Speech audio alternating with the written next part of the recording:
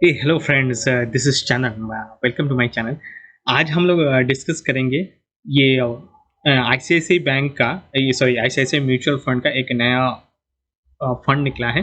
तो उसके बारे में आज थोड़ा डिस्कस कर लेते हैं, ठीक है। और ये जो फंड का नाम है, ये यहाँ पे देख लीजिए एकदम राइट साइड पे, ICICI prudential housing opportunistic fund. अच्छा, इसका इन्फो डेट स्टार्ट हुआ था 28/2022 में और ये क्लोज हो गया था 11 अप्रैल 2022 पे, ठीक है। और ये इक्विटी रिलेटेड है, मतलब एकदम प्योर इक्विटी है, डेप में है नहीं, तो डेप 1 या 2% रहेगा। तो फिर इसको एक बार स्टडी कर लेते हैं, ठीक है। चलिए। अच्छा, ये जो फर्स्ट पार्ट में हमें दिखाया गया है। देखिए, हर कोई इंसान जब पैदा होता है ना, उसके वो 4 या 5 उनके पास नीड होता है। तो उसमें एक होता है ये जो ऊपर यहाँ पे लिखा हुआ है ना, सेल्फ एक्चुअलाइजेशन। सेल्फ एक्चुअलाइजेशन क्या मतलब, इसका मीनिंग क्या है, ठीक है। मतलब आपको एक नॉर्मल रिकॉग्निशन चाहिए सोसाइटी में, ये वही है। और आप बोल लीजिए एक कॉन्फिडेंस लाता है, ये वही है चीज़ है। उसके बाद एस्टीम। एस्टीम मतलब respect, status, self esteem, recognition, strength, freedom, ये सब चीज़ें आपको सोसाइटी से चाहेंगे। मतलब आप एक्सपेक्ट करेंगे सोसाइटी आपको ये सब चीज़ें दे, ठीक है। उसके बाद मतलब आप since human is a social being, तो उसको क्या चाहिए, लव चाहिए, फैमिली चाहिए, सेंस ऑफ कनेक्शन, ये सब चीज़ें चाहिए। उसके बाद आपका खुद का पर्सनल सिक्योरिटी होना चाहिए। फॉर एग्जांपल, आपका पर्सनल सिक्योरिटी होना चाहिए, मतलब आपको ऐसा कुछ नहीं है अफगानिस्तान पाकिस्तान की तरह नहीं है, कोई भी आके आपको मार के भाग जाएगा, वो ऐसा नहीं है। आपको मतलब एक स्टेबल सिक्योरिटी चाहिए जहाँ पे लॉ एंड ऑर्डर थोड़ा स्ट्रिक्ट हो, वो चीज़ चाहिए। उसके बाद देखिए, आपके पास एक एम्प्लॉयमेंट जनरेशन का सोर्स होना चाहिए। मतलब वो कुछ भी हो सकता है, वो आपका रेंटल इनकम भी हो सकता है, आपके पास जॉब भी हो सकता है, या आपका कुछ इन्वेस्टमेंट भी हो सकता है, कुछ भी हो सकता है। उसके बाद आपका हेल्थ के लिए आपको स्पेशल इंश्योरेंस चाहिए, डॉक्टर का फैसिलिटी होना चाहिए, आपके पास कुछ प्रॉपर्टी होना चाहिए। मतलब ऐसा नहीं कि जैसे इंडिया में होता है ना कि रोहिंग्या को बांग्लादेश से इधर लाता है, वो नहीं है, ठीक है। ये सब चीज़ें आपको होना चाहिए। एंड उसके बाद आपको ये चाहिए साइकोलॉजिकल नीड। साइकोलॉजिकल नीड में देखिए air, water, food, shelter, sleep and clothing. तो देखिए यहाँ पे हम लोग जो इस फंड का जो मेन टारगेट है वो है शेल्टर। तो इसीलिए इसका नाम भी वही है, ICICI prudential housing opportunistic fund, ठीक है। अच्छा, और ये तो आपको पता ही होगा कि एज ए ह्यूमन में हमें तीन ही चीज़ चाहिए, वो है रोटी, कपड़ा, मकान। ये आप शायद मैं भी तब पैदा नहीं हुआ था, वो 80-85 उस टाइम पे यही स्लोगन चलता था, रोटी, कपड़ा, मकान, ठीक है। ये ह्यूमन ह्यूमन के लिए बेसिक नीड्स है, फर्स्ट रोटी, देन कपड़ा, देन मकान, ठीक है। अच्छा, उसके बाद हम आ जाते हैं जनरल कुछ मार्केट के बारे में थोड़ा डिस्कस करते हैं। मतलब हम लोग हाउसिंग, ये जो थीम है, इसके ऊपर डिस्कस क्यों कर रहे हैं, ठीक है। इसका रीज़न ये देखिए, जो रियल एस्टेट सेक्टर है ना इंडिया में, वो it is suppose to reach US $1 trillion, ठीक है, बाई 2030। और बाई 2025 ऑलमोस्ट 13% GDP का कंट्रीब्यूशन होगा। एंड जो अर्बन पॉपुलेशन है अभी ऑलमोस्ट 525 मिलियन है, जो बढ़ के 600 हो जाएगा बाई 2036, ठीक है। एंड हाउसिंग जो सेल्स है, ये मतलब 100% इसका ग्रोथ है, मतलब डबल होने का चांसेस है, ठीक है।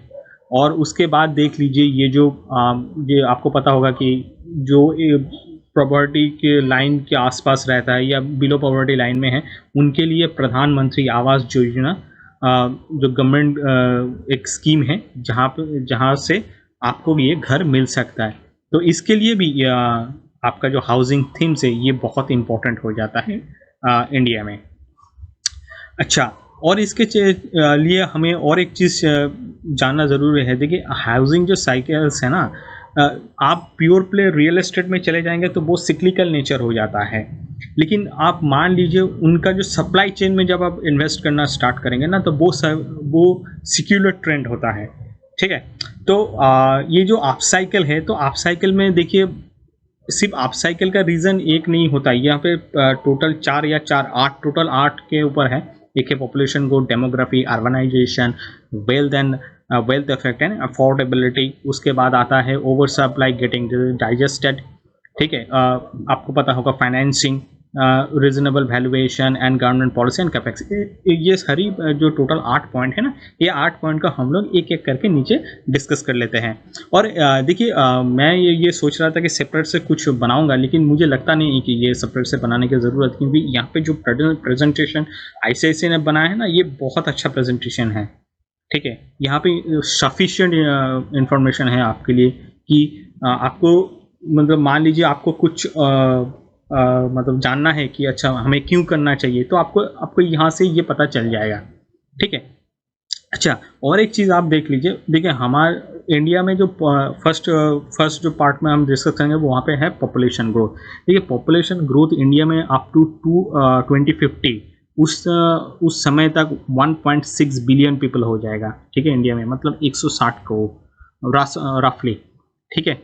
एंड उसके वजह से क्या होगा, देखिए उसके वजह से आपका जो हाउसिंग का डिमांड वो बढ़ जाएगा, ठीक है। और एक चीज़ है, ये एक नया ट्रेंड जो स्टार्ट हुआ है, इसको तो हम क्रिटिसाइज करते हैं या अच्छे के लिए है या बुरे के लिए, वो इम्पोर्टेंट है नहीं, लेकिन ये सच्चाई है कि जो न्यूक्लियर फैमिली है ना, वो इंक्रीज़ हो रहा है, और वही एक्चुअली फोर्स करेगा आपको जो डिमांड है हाउसिंग का, ठीक है।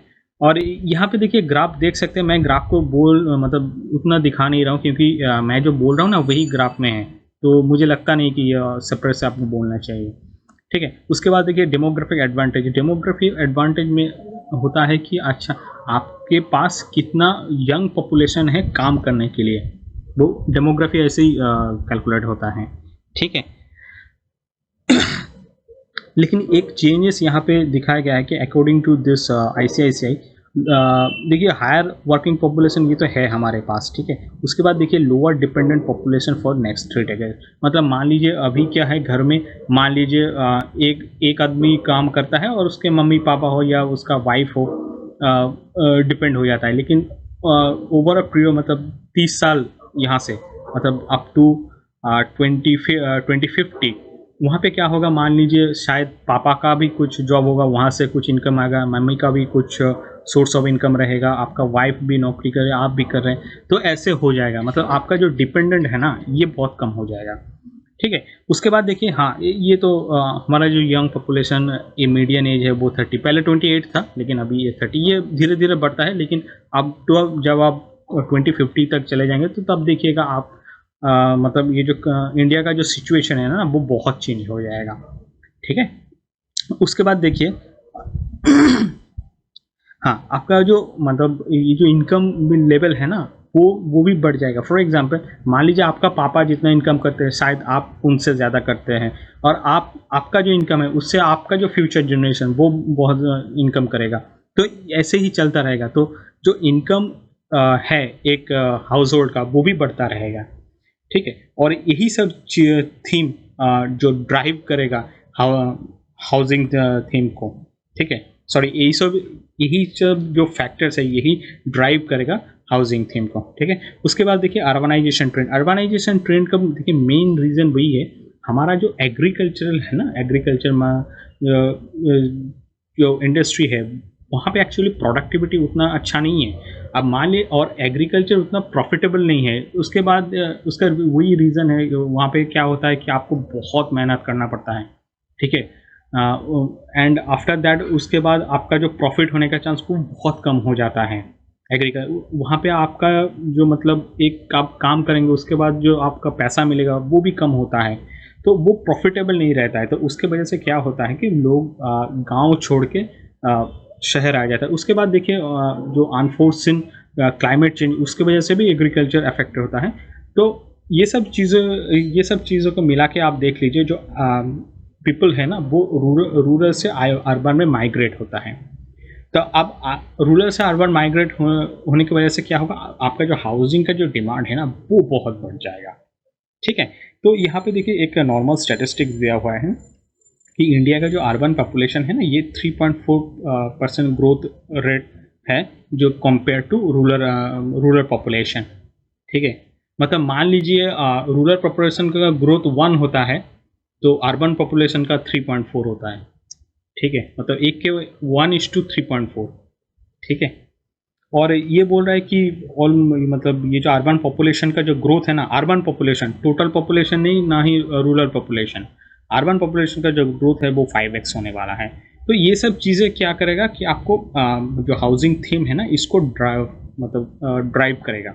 उसके बाद देखिए सिर्फ रेसिडेंशियल डिमांड है उसको इंक्रीज नहीं करेगा। आप मान लीजिए non residential demand, for example office, health care, hotel industry, और उसके बाद होता है हॉस्पिटलिटी, यहाँ पे भी डिमांड आ जाएगा, ठीक है।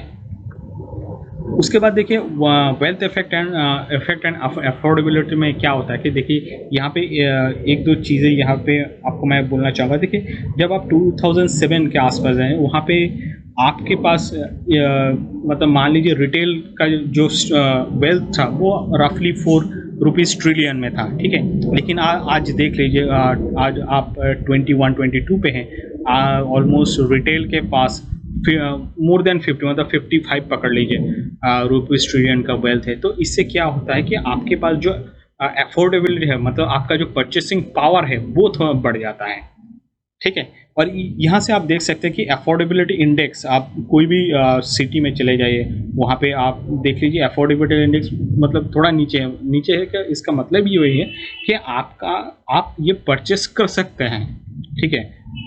और अच्छा नीचे देखते हैं रीजनेबल वैल्यूएशन। देखिए आपका ये सब चीज़ें थोड़ा बहुत जानना चाहिए कि मान लीजिए आपके पास एक लैंड है, बिल्डिंग है, या और भी कुछ एसेट हो सकता है, लेकिन उस एसेट को परचेस करने के लिए ना आपके पास वो पावर होना चाहिए, ठीक है। वो एक्चुअली ये जो एक हाउसिंग प्राइस इंडेक्स है ना इससे डिटरमाइंड होता है। देखिए आप जब 2010 में रहते थे तो वहाँ पे थोड़ा ज़्यादा था, लेकिन आप देख लीजिए 2020 पे रहते हैं तो आपका जो मतलब हाउसिंग इंडेक्स है, मतलब आपका जो परचेसिंग पावर है ये थोड़ा बढ़ जाता है, ठीक है। उसके बाद देखिए आप बहुत लोगों को क्या होता है कि बहुत कोई लैंड खरीद रहा है या वहाँ पे बिल्डिंग बनाता है, वो एक सेल करने के लिए भी सोचता है, मतलब वो उसको क्या है एक इन्वेस्टमेंट की तरह देखते हैं। तो उसके लिए भी देख लीजिए यहाँ पे एक एप्रिसिएशन ट्रेंड यहाँ पे है, जहाँ पे बोलता है कि ये जो आपका जो रिटर्न है ऑलमोस्ट 10-11% हुआ है, ठीक है। ये यहाँ पे यही ग्राफ है।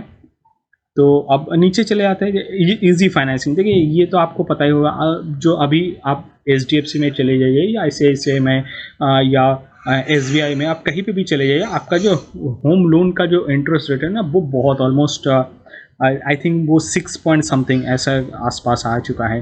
तो मतलब आप मान लीजिए आपका सैलरी थोड़ा ज़्यादा है या अफोर्डेबल है और आप होम लोन लेना चाहते हैं तो आप ले सकते हैं, मतलब इजीली अवेल कर सकते हैं, ठीक है।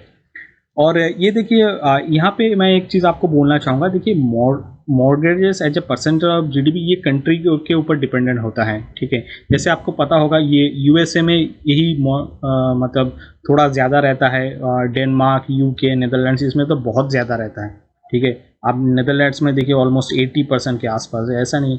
इंडिया में देख लीजिए वहाँ पर 10%, तो ग्रोथ तो है, लेकिन इसमें एक प्रॉब्लम होता है कि USA, UK ये सब डेवलप्ड कंट्री है, तो इंडिया धीरे धीरे जब डेवलप्ड कंट्री बनना स्टार्ट करेगा तो ये जो मॉर्गेज परसेंटेज है ना ये थोड़ा थोड़ा करके इंक्रीज होना स्टार्ट हो जाएगा, ठीक है।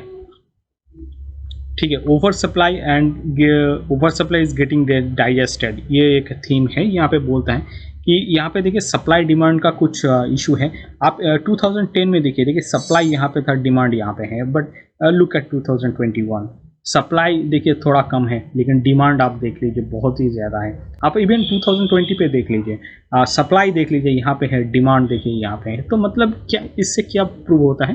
देखिए जो कॉमन इंडियन है उनका जो पावर है परचेस करने का वो थोड़ा ज़्यादा हो गया।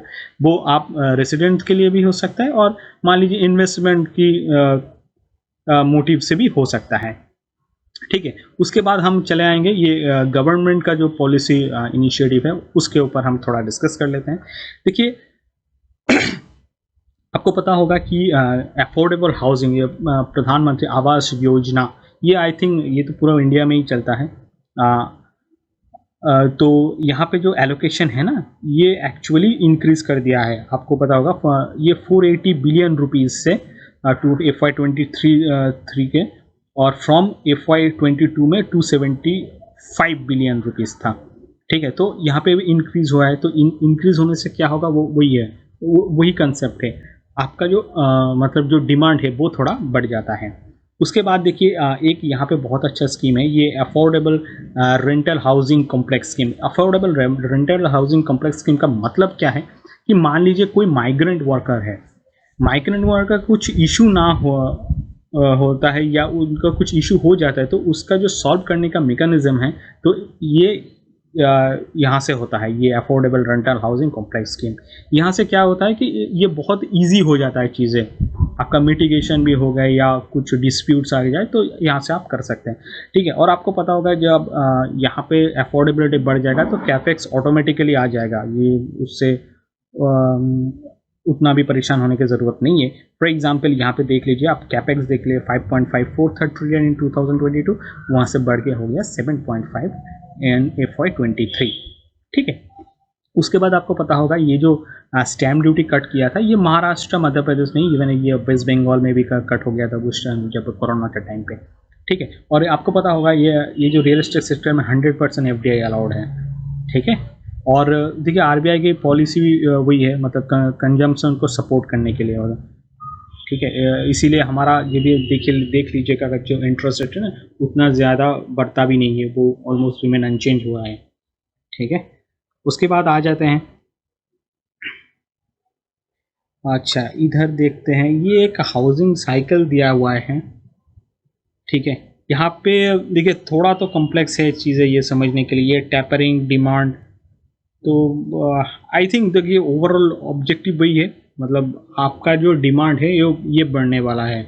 ठीक है, और यही वो सब यहाँ पे बोला है। अच्छा, यहाँ पे आप देख लीजिए, ये देख सकते हैं कुछ स्टैटिस्टिक्स है, मुझे लगता नहीं है ये बहुत ज़रूरी है। ठीक है, तो इधर आ जाइए, नीचे एकदम डायरेक्ट आ जाते हैं। तो ICICI prudential housing opportunities fund, ये जनरल है, ये नॉर्मली आपको तो पता ही होगा, कोई भी आप फंड निकलते हैं तो आपका जो जनरल कम्युनिकेट करने का तरीका यही होता है। बस यही एक डिफरेंस क्या है यहाँ पे सुटेबिलिटी में वही है कि ये जो स्कीम्स है ना, कि मान लीजिए बहुत सारा इन्वेस्टर होता है जिनका सिर्फ फोकस रहता है हाउसिंग सेक्टर के ऊपर। ठीक है, अब उन लोग क्या करते हैं, डायरेक्ट आप हाउसिंग ना खरीद के आप ये भी एक आपके पास ऑप्शंस है जिसको आप एक्सप्लोर कर सकते हैं। ठीक है, और इसमें क्या क्या आता है देखिए, इसमें आ जाता है ये पावर, सीमेंट, कंज्यूमर इलेक्ट्रॉनिक्स, तो हम नीचे देखेंगे। ठीक है, कौन कौन सा स्टॉक में इन लोगों ने इन्वेस्ट किया है। ठीक है, अच्छा अब चलते हैं नीचे। अच्छा, ये तो आपको घर बनाने के लिए चाहिए, steel, cement, flooring, power, electronics, paint और बहुत कुछ रहता है। ठीक है, उसके बाद देख लिए ये एक्चुअली ये जो फंड है ना, इनको जो इनका जो बेंचमार्क है ये है निफ्टी हाउसिंग इंडेक्स, और निफ्टी हाउसिंग इंडेक्स में आप देख लीजिए फाइनेंशियल सर्विस आई थिंक 25% है, और वहाँ पे टॉप स्टॉक है। लेकिन ये एक्चुअली निफ्टी हाउसिंग इंडेक्स का है, ये ICICI prudential housing opportunity fund का नहीं है, तो उसके लिए हम सेपरेटली देखेंगे। ठीक है, अच्छा, और ये देख लीजिए हाउसिंग इंडेक्स ऑलमोस्ट 14% CAGR दिया है, तो आप इसको सही से मैनेज कर पाएंगे तो 15 to 16% आपका रिटर्न आ जाएगा। ठीक है, और नीचे मुझे लगता नहीं है, अब चले जाते हैं डायरेक्टली वहाँ पे मतलब कौन कौन सा स्टॉक है। अच्छा, एक बात देख लीजिए, ये जो फंड है ना, ये एक्चुअली 11 अप्रैल को लॉन्च हुआ है, मतलब इसका इन्फो क्लोज हुआ है, तो फैक्ट शीट वगैरह अभी कुछ है नहीं, तो इसलिए मुझे पता नहीं चलेगा कि इस फंड में क्या क्या स्टॉक्स है, वो अभी मुझे पता नहीं चलेगा। ठीक है, लेकिन मैं आपको एक चीज़ दिखाना चाहता हूँ, यहाँ से देख लीजिए, इसका जो NAV है ना, ये करंट आई थिंक ये 9 रुपये में चल रहा है। एक मिनट, मैंने कहीं देखा था, अच्छा यहाँ पे नहीं, ठीक है, चलिए मैं आपका टाइम वेस्ट नहीं करूँगा, वो मैं आपको बाद में बोल दूँगा, ठीक है। लेकिन एक बेसिक चीज़ आपको बोलना चाहूँगा, वो है ठीक है, देखिए ये फंड दो ऑप्शंस है, एक है ग्रोथ एंड IDCW। उसके बाद देखिए इस ये रेगुलर में भी है, डायरेक्ट में भी है। डायरेक्ट मतलब वही होता है कि आप एज ए रिटेल इन्वेस्टर आप डायरेक्ट करेंगे। अच्छा, एज ए रिटेल इन्वेस्टर आपको यही करना चाहिए, डायरेक्ट करेंगे एंड ग्रोथ में करेंगे, ठीक है। उसके बाद देखिए आप मतलब लैमसम करना चाहते हैं तो आप देख लीजिए, ये 5000 है, ये मिनिमम एप्लीकेशन अमाउंट, और मिनिमम एडिशनल अमाउंट 1000 है, मतलब 5000 उसके बाद 1000 करके आप इंक्रीज कर सकते हैं, ठीक है। रिडेम्पशन आप मतलब कोई भी अमाउंट कर सकते हैं।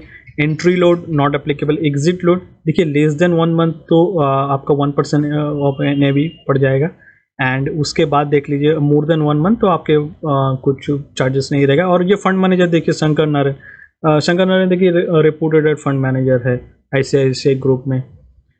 उसके बाद देखिए बेंचमार्क इंडेक्स तो आपको पता होगा, ये निफ्टी, हाउसिंग ट्री, और यहाँ पे देखिए SIP, SWP एंड STP। अच्छा, SIP का मतलब है सिस्टमेटिक इन्वेस्टमेंट प्लान, मतलब आप मान लीजिए मंथली करना चाहते हैं या मान लीजिए क्वार्टरली करना चाहते हैं तो ये आपके ऊपर है, आप कर सकते हैं। उसके बाद SWP सिस्टमेटिक विड्रॉल प्लान, ये इम्पॉर्टेंट होता है। वो लोग जो लोग के पास बहुत सारा होता है कि आपके पास फॉर्मल जॉब होता नहीं है लेकिन आपके पास बहुत सारा इन्वेस्टमेंट है, तो आप ये ऑप्शन देख सकते हैं। उसके बाद होता है सिस्टमेटिक ट्रांसफ़र प्लान, मतलब मान लीजिए एक डेट होता है मंथ में, उस टाइम पे आप पैसा इस स्कीम में देना चाहते हैं, तो ये सब भी अवेलेबल है। So with this, I would like to close this video, guys. Thank you guys for watching my video, and do faith in Indian economy or on Indian economy, and keep investing. Thank you, guys.